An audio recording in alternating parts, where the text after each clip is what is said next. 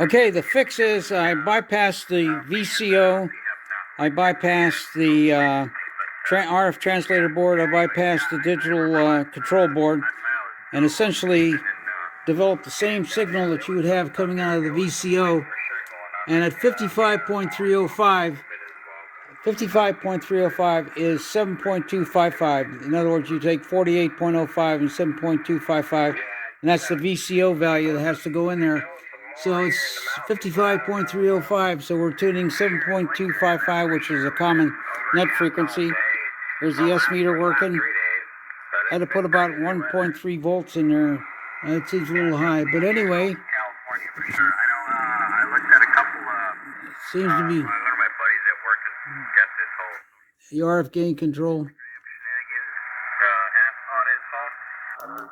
Passband thing.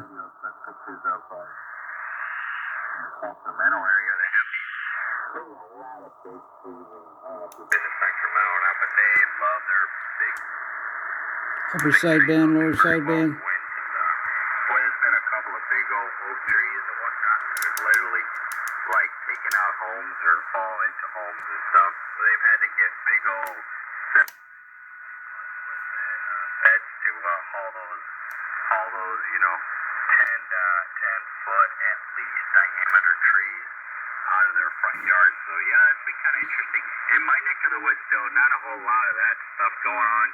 Just some branches and whatnot that is Here we go. snapped off the big old tree. Here's where I pulled out the VCO board, and that's where the VCO feeds the Up Convertor board. So I just found that connection and introduced the signal in there, and the other pin to ground. 55.305 is 7.255. How about that, guys? My plan worked.